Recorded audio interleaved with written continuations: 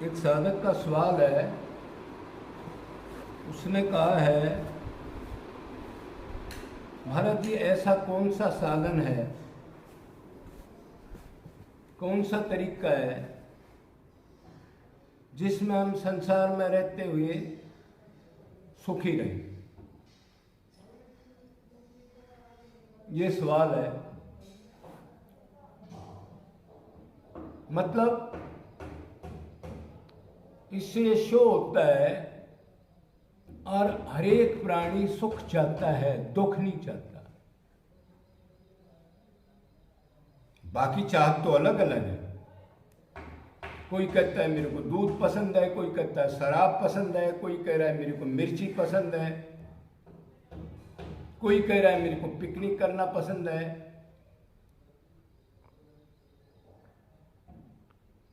कोई कह रहा है मैं बहुत बढ़िया म्यूजिक सुनने का आदी हूं, वो चाहिए मेरे को। कोई कहता है खाने की तरह तरह की चीजें हूं।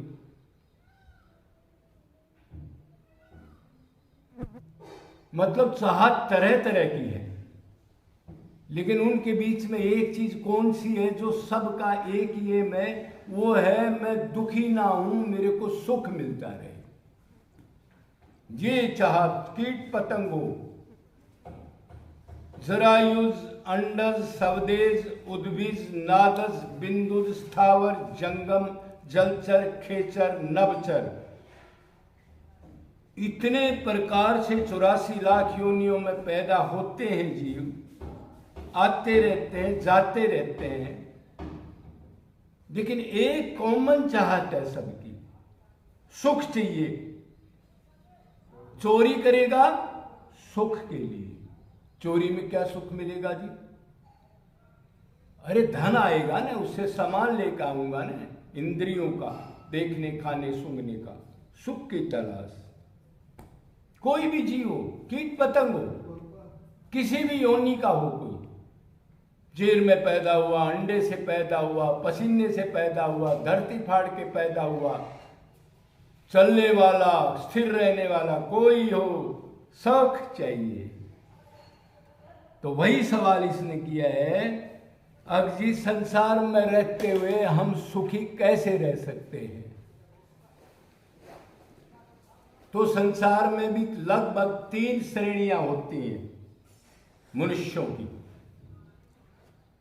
एक श्रेणी तो वही है जो जन्म को पाप का फल भोगना पड़ेगा,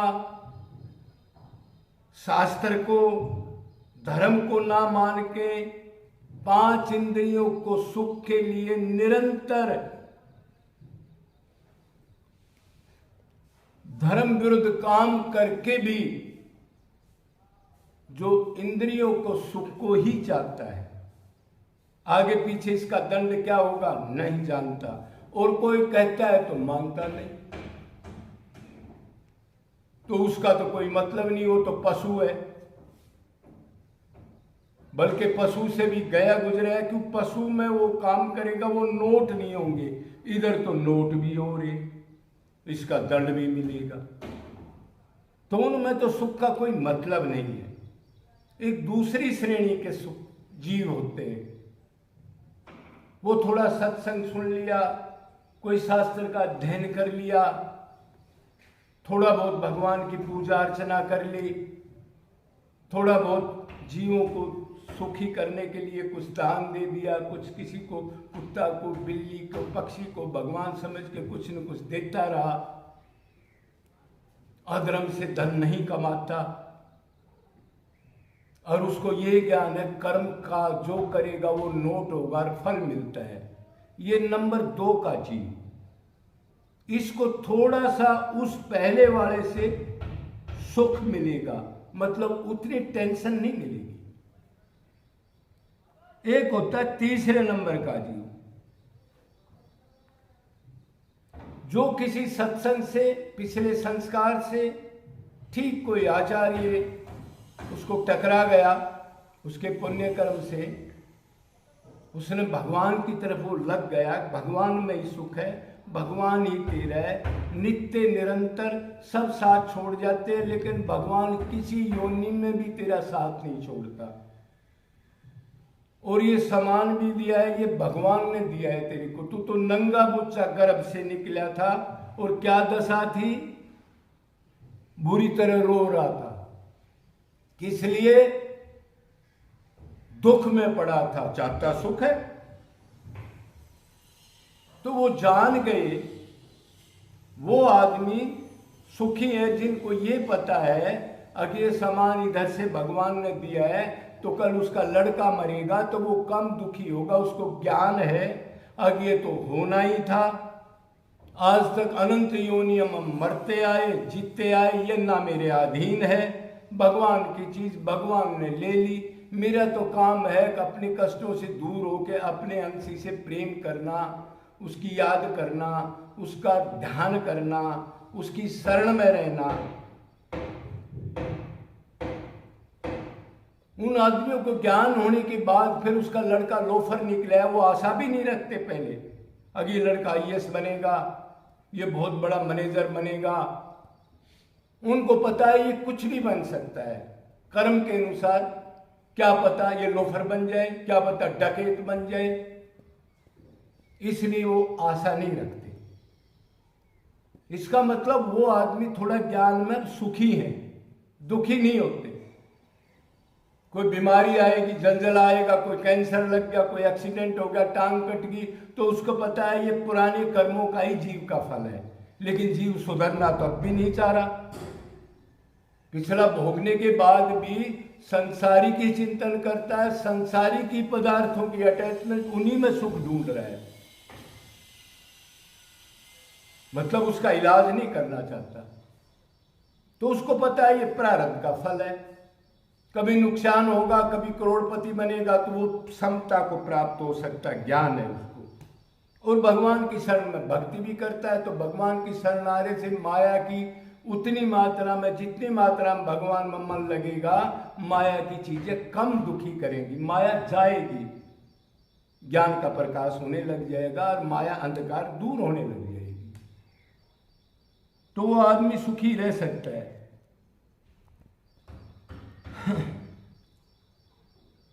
वैसे तो आप पूछोगे अब जी परमानंद जो कभी भी दुख ना हो, लड़का मर गया हंस रहा है, कैंसर हो गया हंस रहा है, घर में आग लग गई हंस रहा है,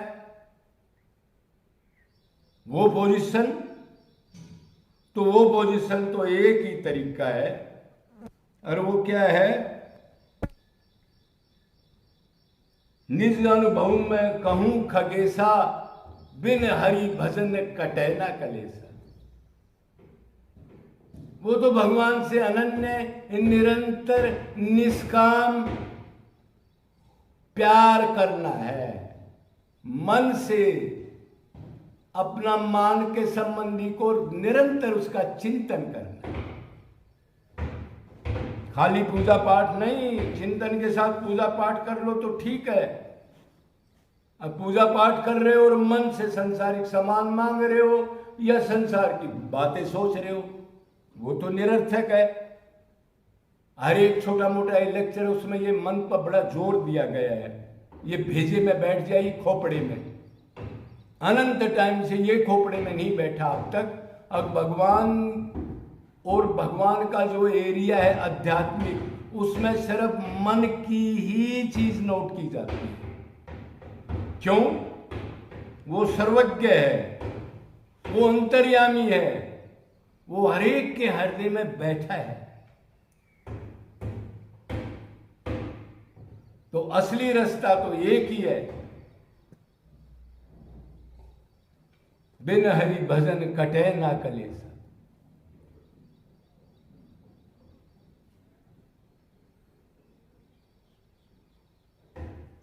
उमा कहूं मैं अनुभव अपना, ये भगवान शिव भगवान शंकर कह रहे हैं, परम भागवत।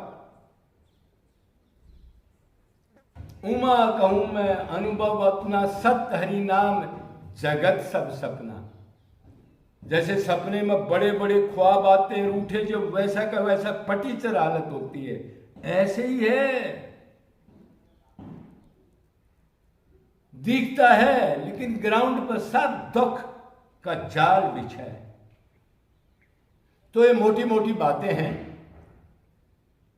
और दूसरा तो टारगेट आपको बताया, जो कर्मयोग का सिद्धांत बताया है, अब कर्म करो शास्त्र के मुताबिक, मनमाना कर्म नहीं, मुंह उठाया तमोगुण का रजोगुण का कर्म कर दिया।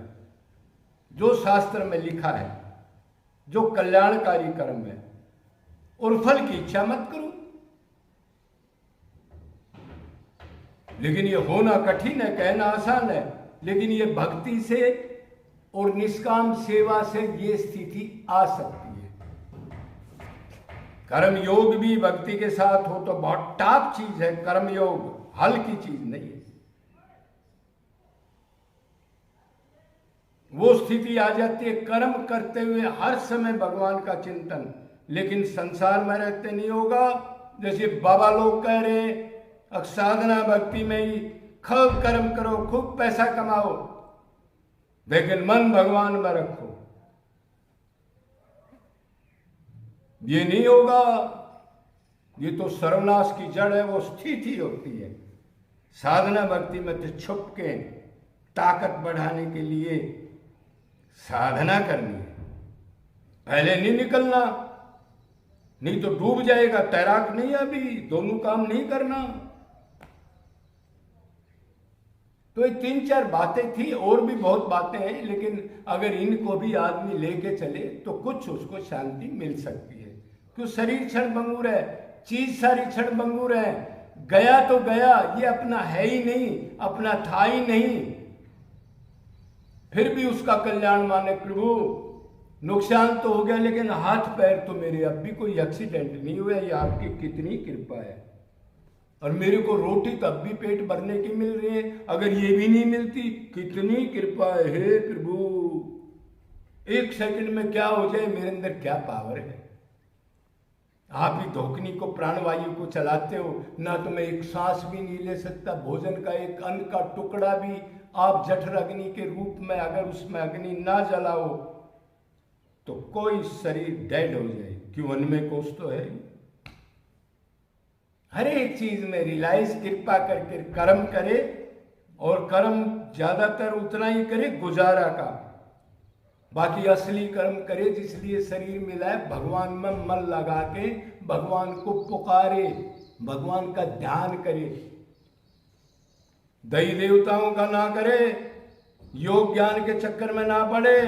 कल जू केवल नाम धारा, सुमर सुमर नर उतरे पारा, कली काल ना साधन दूजा, योग ज्ञान तप वर्त ना पूजा। चैलेंज है रामायण का। फिर भी कोई मेडिटेशन कर रहा है, कोई कुंडली का जागरण कर रहा है, कोई ध्यान लगा रहा है, और वो कहता है योग ज्ञान तप वर्त कल युग में कोई काम नहीं करेगा। लेकिन लोगों को लगा दिया, चल रहे भेड़ चाल से, भगवान के नहीं मानते, खुद भगवान है। तो ये ध्यान रखो, और जल्दी से जल्दी मनुष्य जन्म में जितना ज्यादा हो सके भगवान से प्रेम कर लो, अपने के पास चले जाओ। उपासना का मतलब पास जाना, और पास किसके? जो सदा से हमारा है, श्री कृष्ण और राम, जो मायापति हैं, जिनके पास जाने से माया भाग जाती है और जीव के सदा के लिए माला माल हो जाता है। अनंत टाइम, अनलिमिटेड टाइम और अनलिमिटेड मात्रा का सदा आनंद को प्राप्त कर लेता, वर्तमान आनंद, वही लक्ष्य है। उसी पर ध्यान जो दो दूर तक साथ दे, ढूंढे उसी को नजर, और जो साथ छोड़ दे वो तो दुख देगा।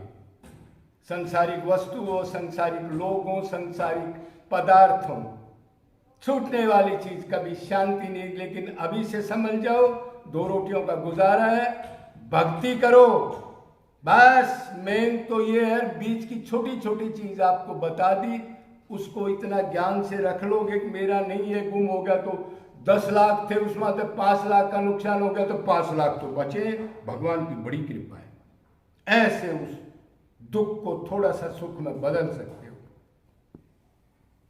बोलो वर्षाना धाम की जय, गौ माता की जय, सदगुरुदेव भगवान की जय। जय जय जय जय।